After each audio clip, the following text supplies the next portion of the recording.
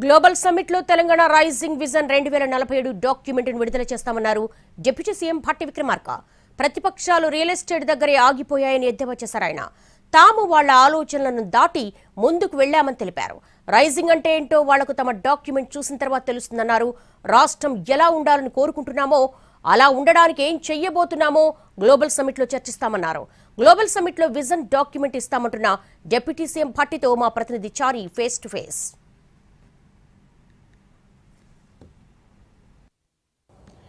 Deputy CM Bhatti Vikramarka గారు మనతో ఉన్నారు. భట్టి గారు, ఈ గ్లోబల్ సమ్మిట్ ద్వారా ఏం చెప్పాలనుకుంటున్నారు? ప్రపంచానికి ఏం చెప్పాలనుకుంటున్నారు? తెలంగాణ ప్రజలకు ఏం చెప్పాలనుకుంటున్నారు?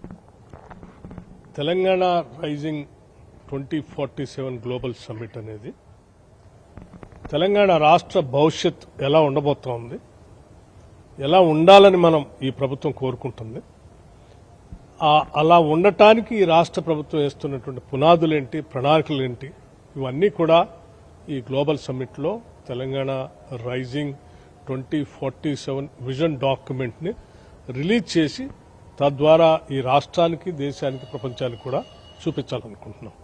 సరే, ఈ మొదటి రోజు అనేక అంశాలు ఇంటెలెక్చువల్స్ తోటి సమావేశాలను ఏర్పాటు చేసి వాళ్ళ నుంచి వచ్చిన ఫీడ్బ్యాక్ తీసుకొని విజన్ డాక్యుమెంట్ చేస్తారు. ఆల్రెడీ మీకంటూ ఒక విజన్ ఉందా?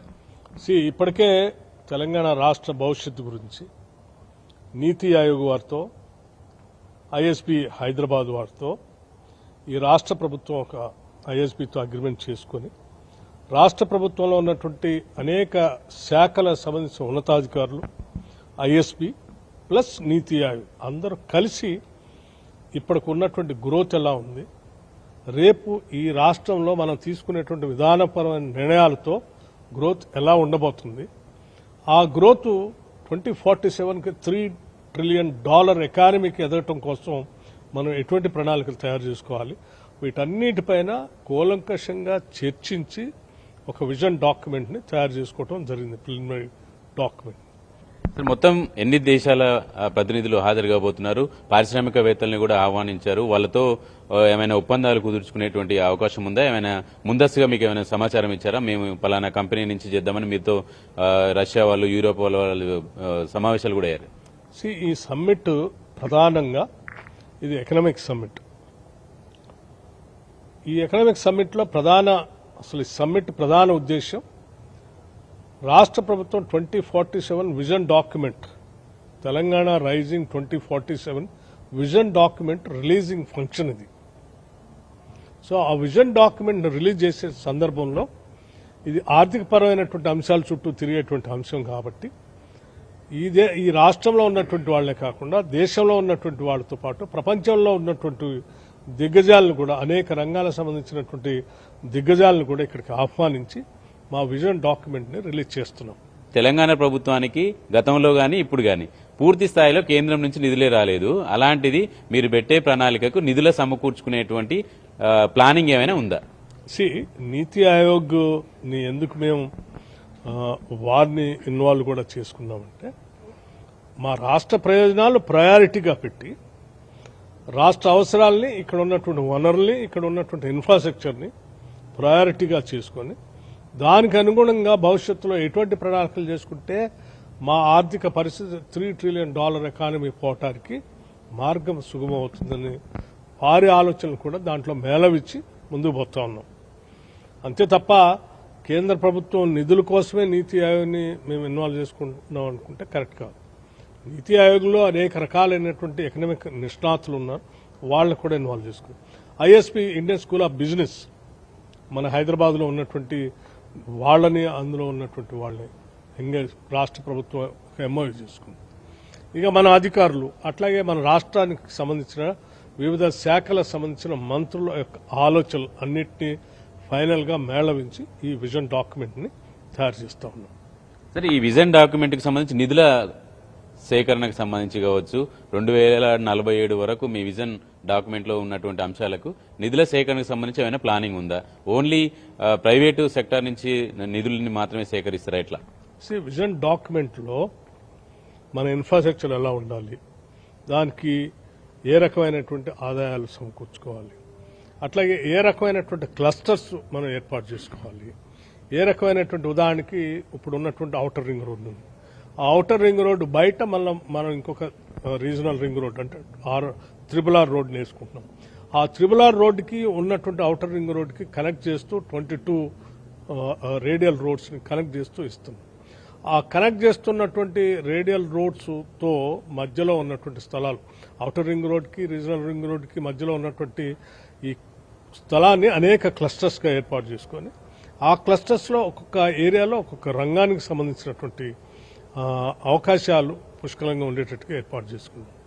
మనకున్నటువంటి సహజ వనరులు ఉదాహరణకి నదులకు సంబంధించిన నీళ్లు కానీ, అట్లాగే ఇక్కడ ఉన్నటువంటి మేధస్సు సంబంధించిన IT సెక్టార్ కానీ, ఫార్మా సెక్టార్ కానీ, లేకపోతే ఇతరత్ర టెక్స్టైల్ సంబంధించి కానీ, లేకపోతే వ్యవసాయ అగ్రోబేస్డ్ ఇండస్ట్రీస్ సంబంధించి కానీ, ఇలా రకరకాలైనటువంటి వాటిని డిఫెన్స్ రంగాలకు సంబంధించి కానీ, ఎనర్జీ సెక్టార్ కానీ, వీటన్నిటిని కూడా ఈ 2047 $3 trillion ఎకానమీ సాధించడానికి ఏ అంశాలైతే అవసరం అనుకుంటో ఆ అంశాలన్నింటినీ కూడా దీంట్లో పొందుపరుచుకొని టార్గెట్స్ పెట్టుకొని నెక్స్ట్ 5 years ఏం చేయాలి, ఆ నెక్స్ట్ 5 years ఏం చేయాలి, ఫైనల్గా 2047 కల్లా ఏం సాధించాలి అనే దాంతో మేము టార్గెట్ పెట్టుకుని ప్రభుత్వం ముందుకు పోతాం.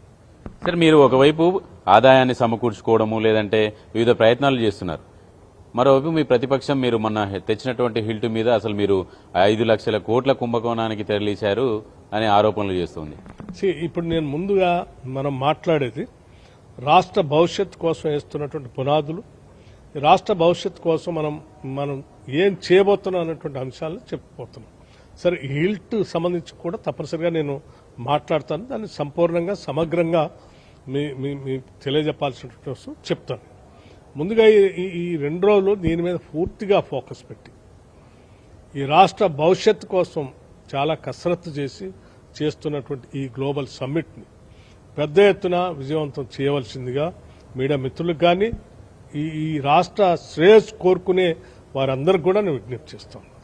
మీ ఇచ్చే విజన్ డాక్యుమెంట్ తెలంగాణ ఆత్మకి ప్రతిరూపంగా ఉండబోతుందా?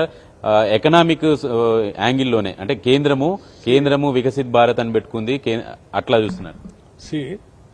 తెలంగాణ ఆత్మ ఇందులో ప్రధానంగా కనబడబోతాం. దాంట్లో ఒక ప్రధానమైన చాప్టర్ ఇంక్లూజివ్ గ్రోత్ అని కూడా ఉంది. ఇంక్లూజివ్ గ్రోత్ అంటే ఈ సమాజంలో ఉన్నటువంటి అన్ని వర్గాలకి సమానమైనటువంటి అవకాశాలు ఇస్తూ ఈ ఆర్థిక ఫలాల్ని వారందరూ అందుకోవటం కోసం చేయాల్సిన ప్రయత్నానికి సంబంధించిన అంశం కూడా ఆ ఇంక్లూజివ్ గ్రోత్ వెల్ఫేర్ సెక్టార్లో ఉంది. వచ్చే దిగ్గజాలు ఎవరెవరు ఉన్నారు సార్? ఇంపార్టెంట్ వాళ్ళు మీకు ఇచ్చేటువంటి సమాచారం కావచ్చు, మీకు ఇచ్చేటువంటి మీకు ఉపయోగపడే సమాచారం కావచ్చు. రేపు జరిగేటువంటి సమ్మిట్కి సంబంధించి 6 ఖండాల నుంచి అనేక మంది వస్తూ ఉన్నారు. అనేక దేశాల నుంచి పెద్ద ఎత్తున వస్తున్నారు. దాదాపు మీకు నిన్నే నేను సమాచారం ఇచ్చాను. నిన్నటి నుంచి ఈ రోజుకి ఇంకా సంఖ్య కూడా చాలా పెద్ద ఎత్తున పెరిగి ఉండొచ్చు. ఎంతమంది వస్తున్నారనే సమగ్రమైన సమాచారం కూడా రేపొద్దున మళ్ళీ ఒక ప్రత్యేకమైనటువంటి బులెటిన్ కూడా రిలీజ్ చేస్తాం. ఇప్పటికున్న సమాచారం మేరకు చాలా పెద్ద ఎత్తున ఒక అమెరికా లాంటి దేశం నుంచే 46 కంపెనీలకు సంబంధించిన దిగ్గజాలు వస్తూ ఉన్నాయి. ఇట్లా అనేక దేశాల నుంచి దాదాపు 100 దేశాలకు సంబంధించినటువంటి అనేక మంది ప్రముఖులు రావడానికి వారి ఆసక్తిని చూపిస్తూ ఉన్నారు. సార్, మీరు టైటిల్ అయితే తెలంగాణ రైజింగ్ అని పెట్టారు. తెలంగాణ అయితే బీజేపీ ఒక ఆరోపణలు చేస్తుంది, దీనికి కూడా మీరు చెప్పాల్సి ఉంటుంది. తెలంగాణ రైజింగ్ దేంట్లో అవుతుంది?